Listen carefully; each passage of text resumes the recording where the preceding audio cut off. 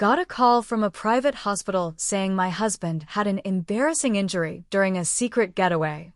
When I arrived, his mistress was clutching a bill, whispering, "I can't afford this." I laughed, handed her his wallet, and said, "That's your problem now." I never imagined I'd be sharing something like this, but writing it down might help me process everything. I'm still in shock and trying to make sense of it all. A bit about me. I'm Laura, 42, and I've been married to Mark, 45, for 15 years. We live in Chicago, and until recently, I believed we had a solid marriage. Of course, we've had our ups and downs like any couple, but I never thought we'd face something like this. It all began on a typical Tuesday afternoon. I was at work when my phone rang. The caller ID showed an unfamiliar number from Milwaukee. Curious, I answered. "Hello, is this Laura Thompson?" a woman's voice asked. "Yes, speaking," I replied. "This is Nurse Emily from St. Mary's Hospital in Milwaukee. Your husband, Mark Thompson, has been admitted due to an, embarrassing injury. He asked us to inform you and suggested you come as soon as possible." My heart dropped. Milwaukee? Mark told me he was on a business trip in Indianapolis. Why was he in Milwaukee? And what kind of injury was embarrassing? Trying to keep my composure, I asked, "Can you tell me more about his condition?" "I'm sorry, ma'am, but it's best discussed in person. He's stable, but you should come soon." I hung up, my mind racing. I informed my boss of a family emergency and left work immediately. The drive from Chicago to Milwaukee took about an hour and a half, but it felt like an eternity. My thoughts were all over the place. Was Mark okay? Why was he in Milwaukee? What kind of injury did he have? Upon arriving at St. Mary's Hospital, I approached the front desk. "I'm Laura Thompson. I was told my husband, Mark Thompson, is here." The receptionist nodded sympathetically. "Yes, ma'am. He's in room 314. Take the elevator to the 3rd floor, then turn left." I followed her directions, my heart pounding with each step. As I neared room 314, I heard hushed voices inside. I paused, taking a deep breath, then pushed the door open. What I saw made me freeze. Mark was lying in the hospital bed, looking pale and avoiding my gaze. Beside him stood a young woman, probably in her mid-20s, clutching a piece of paper. She had long brunette hair and was dressed in a tight blouse and short skirt. Her face was flushed, and she looked distressed. As I entered, she whispered to Mark, "I can't afford this." I couldn't believe my ears. I stepped closer, my voice cold. "What's going on here?" Mark's eyes widened in shock. "Laura, I can explain." The young woman turned to me, eyes filled with tears. "Who are you?" "I'm his wife," I said, emphasizing the last word. Her face turned even paler. She looked at Mark, then back at me. I'm so sorry. I didn't know he was married." I let out a bitter laugh. "Of course you didn't." She held out the paper she was clutching. It was a medical bill. "They said he needs surgery, but I can't afford this." I looked at the amount. It was substantial. Without missing a beat, I reached into Mark's jacket, which was draped over a chair, pulled out his wallet, and handed it to her. "That's your problem now." The room fell into an awkward silence. The young woman took the wallet hesitantly, then mumbled, "I'm sorry," before rushing out of the room. I turned to Mark, arms crossed. "Start talking." He looked down, ashamed. "Laura, I'm so sorry. I never meant for this to happen." "Then explain," I demanded. He sighed, running a hand through his hair. "Her name is Jessica. We met at a conference here in Milwaukee a few months ago. It started as harmless flirting, but then it escalated." I felt a lump form in my throat. "And the injury?" Mark's face turned a deep shade of red. "We were being intimate and things got out of hand. I heard a pop, and then there was intense pain. The doctor said I have a fractured penis." Despite the whirlwind of emotions inside me, I couldn't help but feel a twinge of dark amusement at the irony. "Karma's a bitch, huh?" He looked down, ashamed. Laura, I'm so sorry. I never meant to hurt you. I took a deep breath, trying to steady my trembling hands. You didn't just hurt me, Mark. You shattered the trust we built over 15 years. The drive back to Chicago was a blur. I couldn't stop replaying the events in my mind. How did we get here? Were there signs I missed? Over the next few days, Mark was discharged and returned home. We had countless discussions, filled with tears, anger, and regret. He pleaded for forgiveness, promising it was a one-time mistake and that he would do anything to make it right. I decided to seek counseling, both individually and as a couple. I needed clarity, and I wasn't ready to throw away 15 years without a fight. The sessions were grueling. I learned that Mark had been feeling neglected due to my demanding job, and instead of communicating, he sought comfort elsewhere. It wasn't an excuse, but it provided some context. Months passed, and the wounds began to heal, albeit slowly. Trust is a fragile thing, and once broken, it's challenging to rebuild. But we were both committed to trying. To those reading this, relationships are complex. It's easy to judge from the outside, but when you're in the thick of it, decisions aren't always black and white. I'm not sure what the future holds for Mark and me, but for now, we're taking it one day at a time. Thanks for letting me share my story. Writing this has been therapeutic, and I hope it serves as a reminder of the importance of communication and trust in any relationship. Laura, it had been a month since the hospital. We were in counseling. I was really trying. Mark was suddenly the perfect husband. He cooked, cleaned, texted me every hour, offered to drive me to work, left sticky notes on the bathroom mirror that said things like, "You're beautiful," and "I'll never hurt you again." But something didn't sit right. One day, I got home earlier than usual. Mark was in the living room, laptop open, headphones in. He didn't hear me walk in. I stood behind him quietly. The screen was open to an email draft. It was to her. "Jessica, no greeting. Just, I'm sorry this happened. I still think about that night. I didn't mean for Laura to find out like that. Hope you're okay." My chest went ice cold. I didn't confront him. Not yet. I took a photo with my phone, walked into the kitchen, made some noise so he'd know I was home. He shut the laptop fast like a teenager caught watching porn. "Hey," he said, too cheerful. "You're home early." "Yeah. Figured I'd surprise you," I replied, smiling. That night, I lay in bed staring at the ceiling while he snored beside me. My brain kept replaying the email. I didn't mean for Laura to find out. Not, "I'm sorry I cheated." Not, "I regret what I did." Just that I found out. The next day, I sent the screenshot to myself and printed it out. I slipped it in my purse and headed to my next therapy session alone. I showed it to our therapist. She stared at it, sighed. "Do you want to tell him you saw this?" "Not yet," I said. She nodded. "Okay. But the longer you carry this, the heavier it gets." She was right. But I needed a plan. A week later, Mark told me he was going to Indianapolis again for a weekend conference. He said it so casually, like it was no big deal. But my stomach turned. I smiled and told him to have fun. Then I booked a ticket to Milwaukee. I checked into a small hotel near the St. Mary's Hospital where this whole thing started. That night, I drove past Jessica's apartment. The address I had found on a piece of paper Mark accidentally left in his jacket a while back. I just watched from the car. It was raining. Typical drama weather. At 11:27 p.m., a car pulled up. Mark got out. He kissed her. On the mouth. That was it. No doubts. No, maybe I imagined it.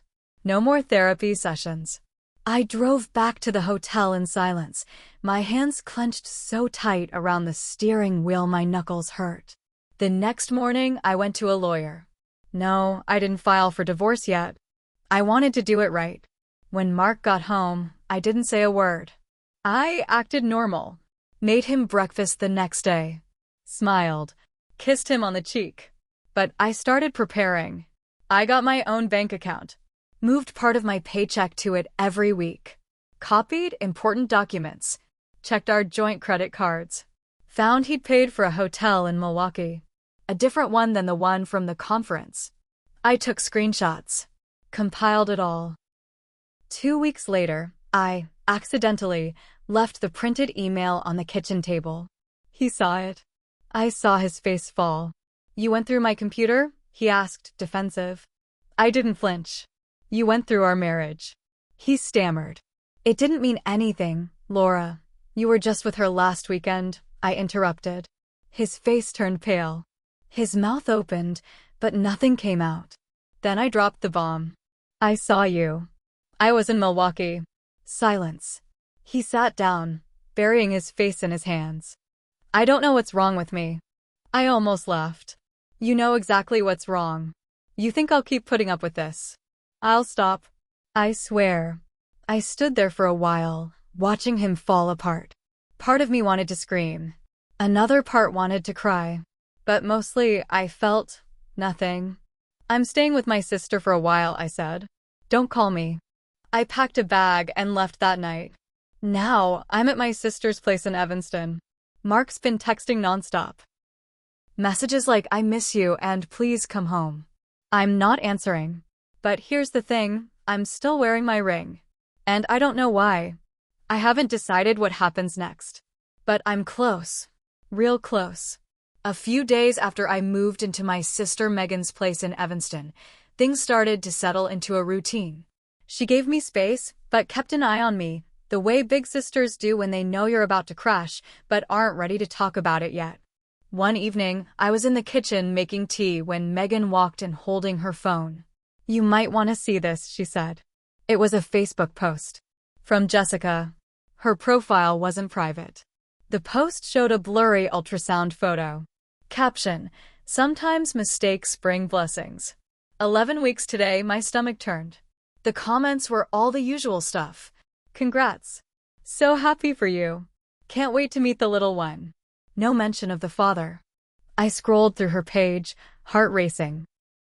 A week earlier, she'd posted a picture of a man's hand holding hers at what looked like a fancy dinner spot in Milwaukee.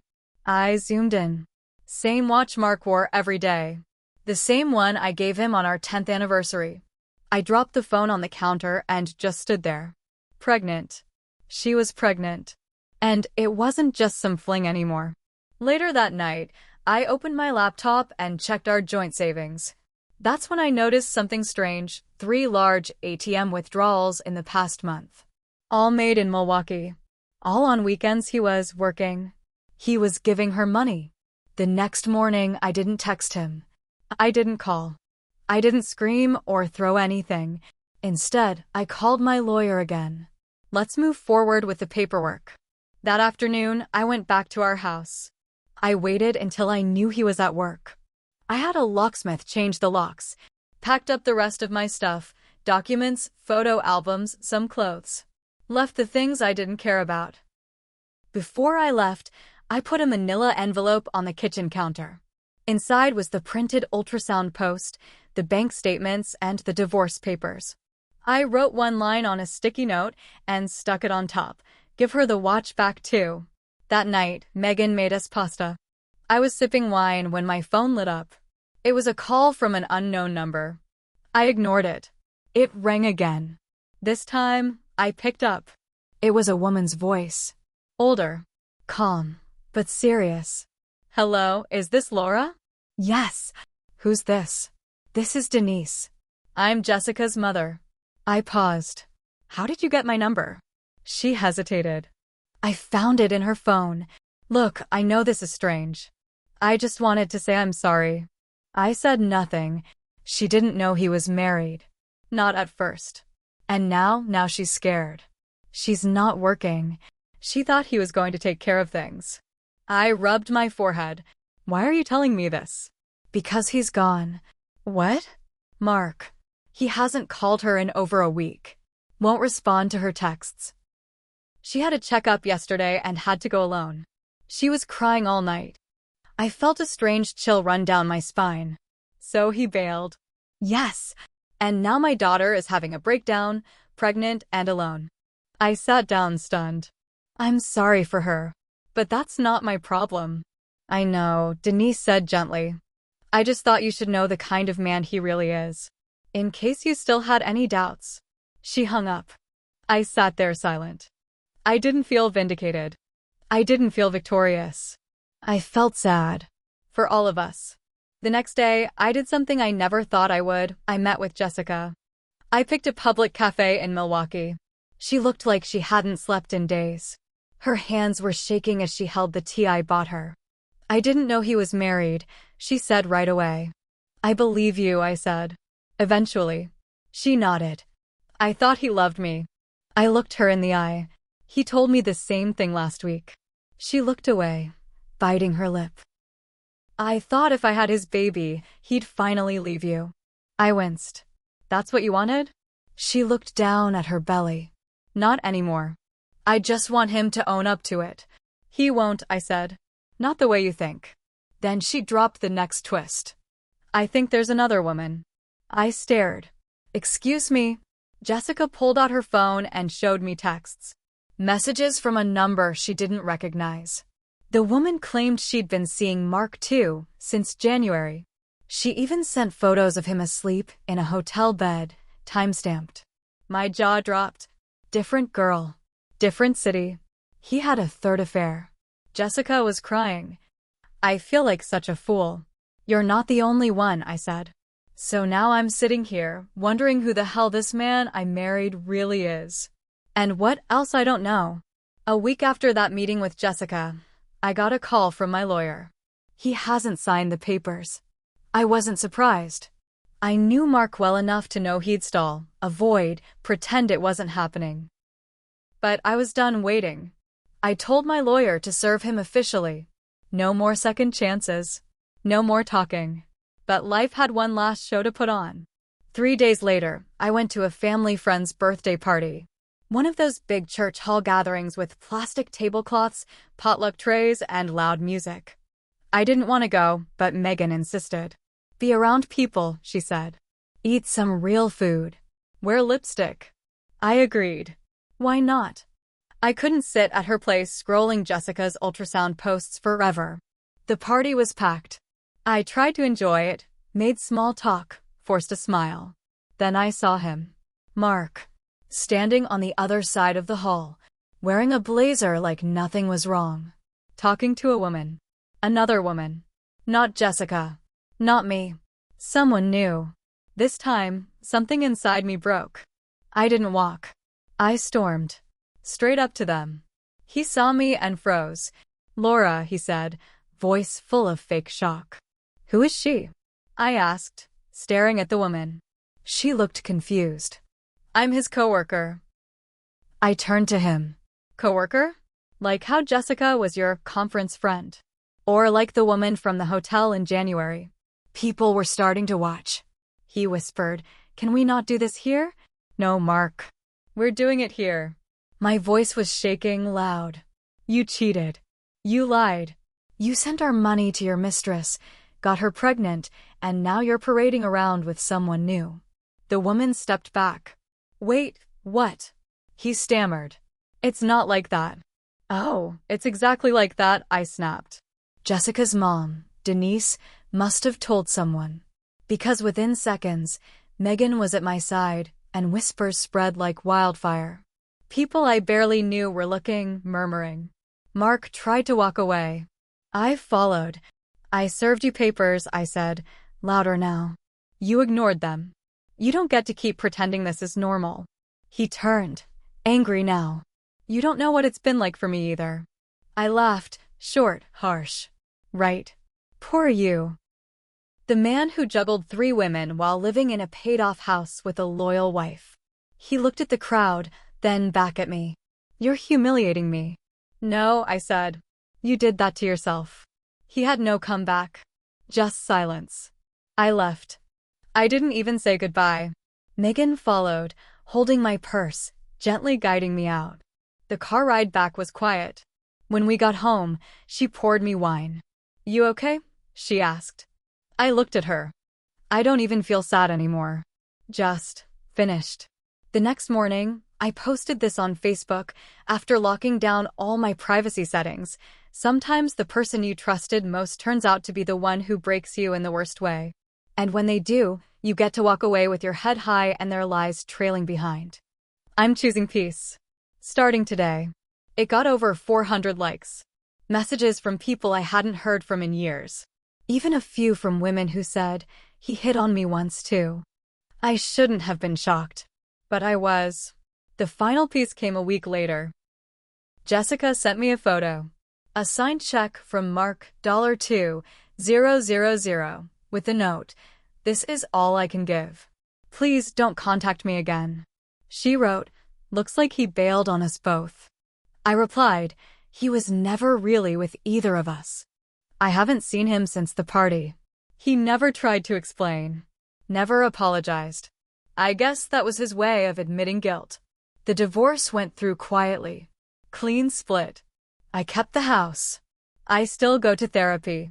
I still have days where I stare at the empty spot on my nightstand where his photo used to be. But I sleep better now. And, for the first time in years, I don't wake up anxious.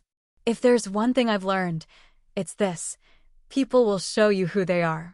You just have to stop making excuses for why you're not believing them. I'm not sure if I'll ever love again. But I know I'll never let myself be lied to like that again. I'm not broken. I'm just rebuilt. With better walls. Laura.